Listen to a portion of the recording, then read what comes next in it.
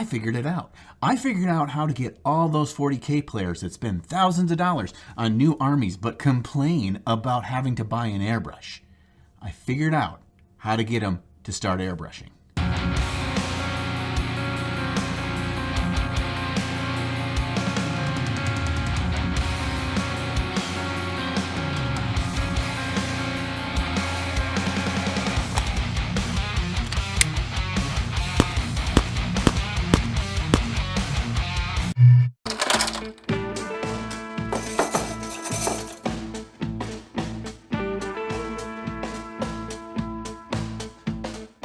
Hey everybody, welcome back. Now, I don't really like doing product reviews on this channel. Typically, if there's a hobby product that I'm interested in, I'll use it for a while till I really get a good feel for it, and I'll let you know if it's something I think you should try out. But every now and then, I come across something so odd that I just can't help but indulge my curiosity. And today I'm going to bring you along on that journey as we figure out if what's in this little box will be revolutionary for miniature painting. Oh, and the maker of what's in here, they're not a sponsor, nor are they affiliated with me whatsoever.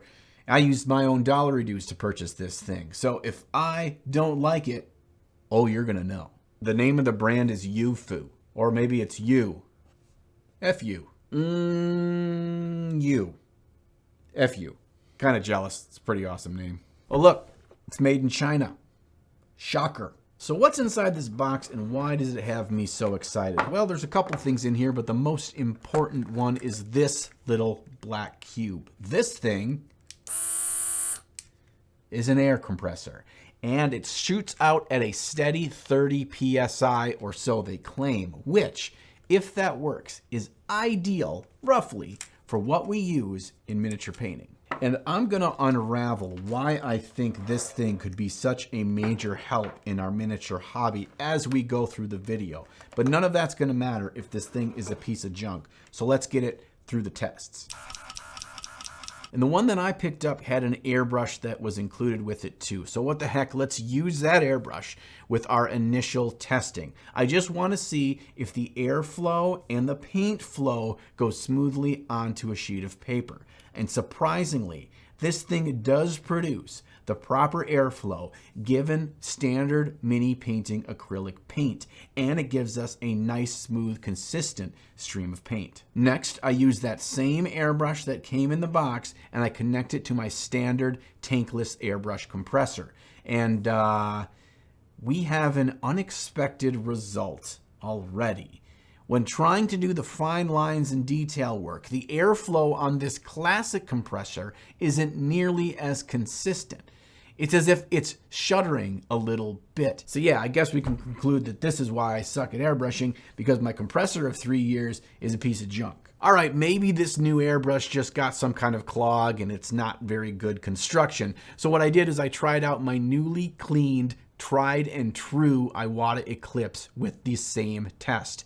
And sure enough, it had the exact same inconsistent fine line spray. So I guess if nothing else, what we will have learned by the time this video is done is that John needs a new airbrush compressor. But this isn't a paper painting YouTube channel. This is a mini painting YouTube channel. So we are going to put this sucker through the proper paces of painting every single aspect of a model that I traditionally use an airbrush for. Let's see how well it can tackle each of these tasks. Of course, we're going to start with priming, which is one of the major reasons I immediately thought that this product has potential.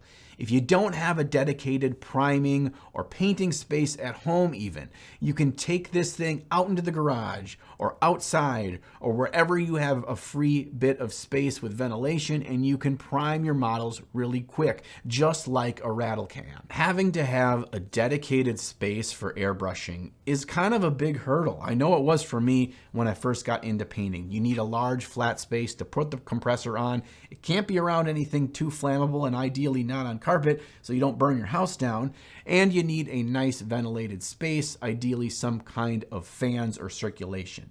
But with this thing, like I said, not only can you take it outside or go wherever you need to go, it doesn't need to be permanent. Now the focus of this is really on the compressor itself, but I did notice two little things about the airbrush that comes with it that I think are pretty annoying.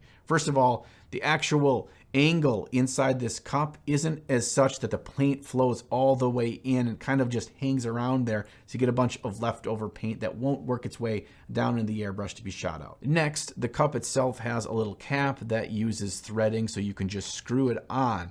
This threading will get paint stuck in there super easily, making it more of a pain in the butt to clean. Are these world-shattering problems? No, but they are a little bit of a pain in the butt. Lately, I've been loving using my new Monument Hobbies pistol style grip airbrush. So I bought an extra quick disconnect to go with the hose on this thing. We're gonna hook it up, and test how the compressor works with a big boy airbrush. And this hose was one of the main reasons why I bought the version that I did. Not all of them come with a hose, and it looked like many of them didn't actually have the ability to connect with a traditional airbrush hose. So this way, I don't have to have this thing attached to the airbrush to use it. I'm glad I did buy this one because when you connect the airbrush to the compressor, it is pretty slick, but it can be a little bit awkward. I think especially if you were doing a longer painting session, it can be a little bit heavy and get awkward angles when you're trying to paint. This way, you can hook it up through a hose, throw this in your pocket or right on the table and just go like you were airbrushing with a standard compressor. And so now we've got an extra variable. How does the pressure still go when you have a hose attached? And even while this hose and a quick disconnect is attached, this white ink came out smoothly and consistently. No speckling at all while I was building up a nice white zenithal undercoat. Using the airbrush to build up a strong, solid color that has already highlights and shadows and midtones in it with the airbrush is one of the most powerful uses of the tool. And this thing works just great, just like I expected. You're not gonna have to worry about big brush strokes or taking forever to cover large sections of your model.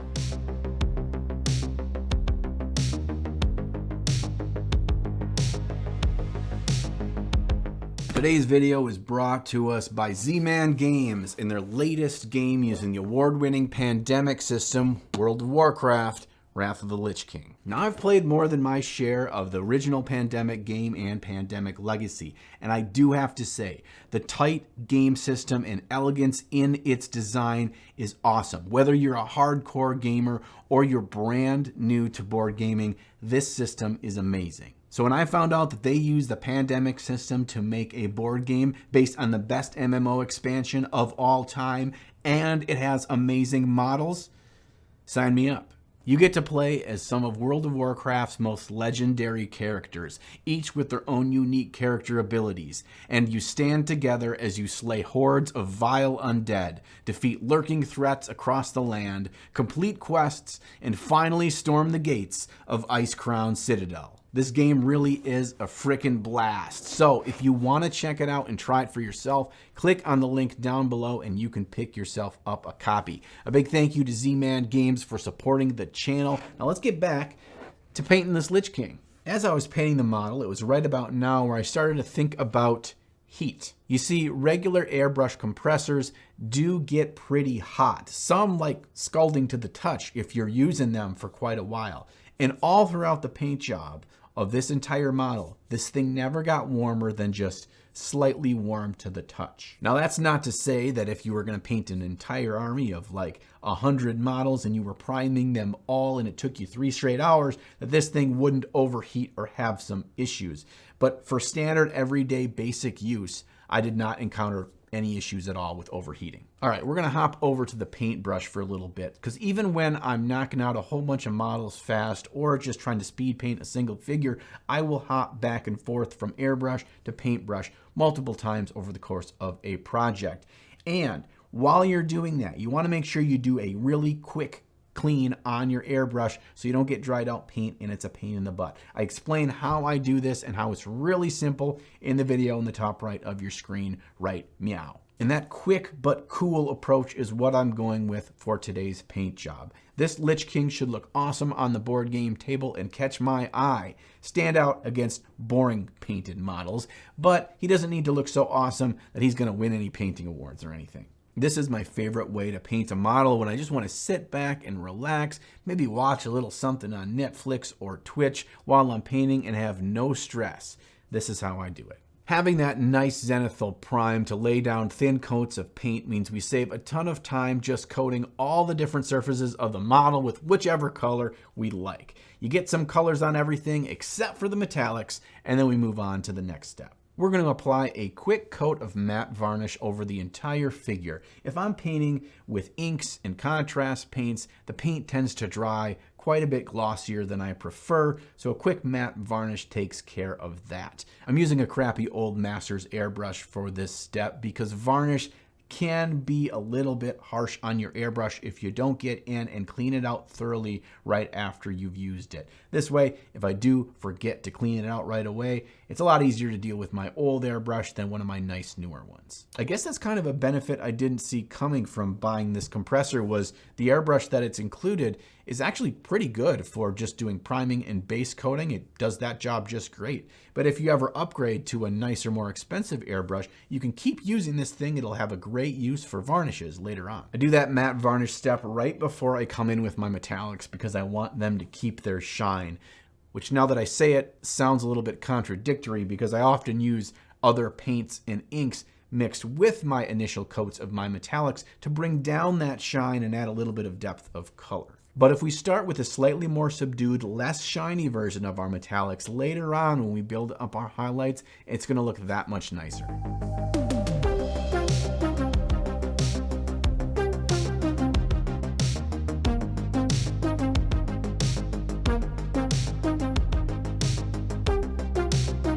In some of the artwork that I referenced to come up with a color scheme for our Lich King, it shows some pale bronze trim around much of the armor pieces. This ends up helping us a lot on the paint job because we've had so many dark colors thus far, and that bright trim really helps differentiate the details on all the different aspects of this armor.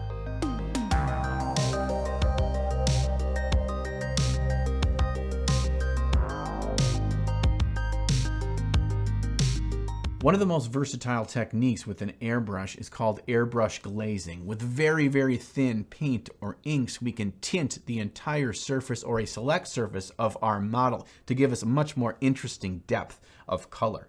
When I'm speed painting some models, I like to do this directly from below, kind of an undershading that brings a lot more depth and color interest to the model, but just faintly so, in almost no time at all. Another reason why I thought this product had a lot of potential is the price point. It could be the most amazing, easy to use thing on the market that makes us all better painters. But if it's super expensive, then it kind of doesn't matter, does it? This whole box set from Yufu cost $70 shipped on Amazon, and there were different versions by different companies that looked very similar without this airbrush that were like $40 or $50. And if you think about it this way, a single bottle of spray paint from Games Workshop costs $20. A bottle of spray paint from your hardware store will probably cost you $7 to $10. So it's really cost effective when it comes to the ease of use, but also the barrier to get into this part of the hobby. All right, back to the brush for a second, and we're going to talk about washes. If I want the most bang for my buck for speed painting a model and I don't want to do a whole bunch of different washes, just an all-over solid wash of black oil paint is my go-to. You just thin it down with a little bit of mineral spirits, give the whole model an all-over coat, and then wait 15 minutes or so for the mineral spirits to evaporate.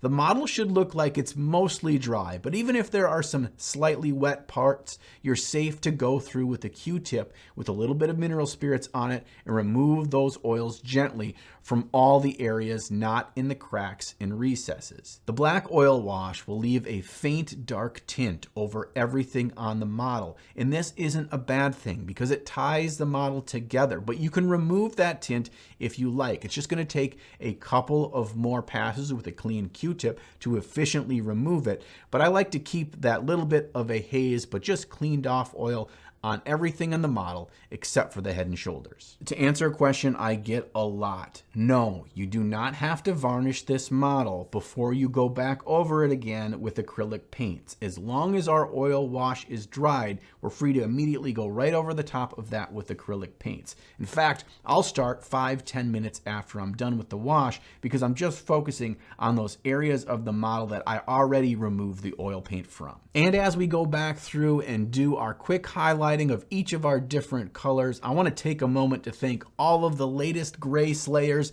that are supporting me over on Patreon. Now that this is my full-time career, these bloody legends are the ones that ensure my lights stay on and the videos keep coming. I really cannot thank you enough for all the support and for keeping the Ninja Dojo the place where all the smart-ass hobbyists hang out.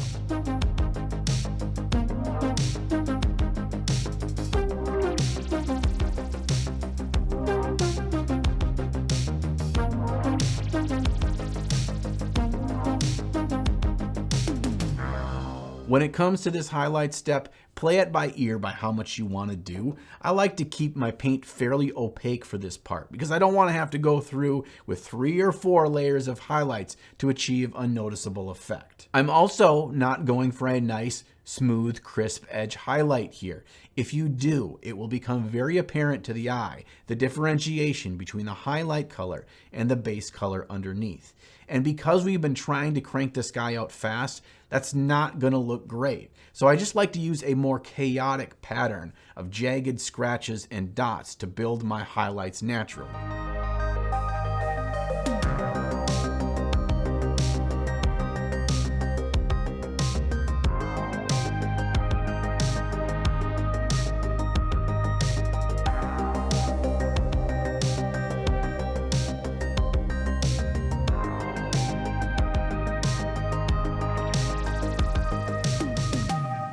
And for the final test of this airbrush compressor, I'm going to see how well it can perform very precise, small detail work on a model. Now, let it be known that being able to do this is largely based on the quality of the painter that's wielding the airbrush.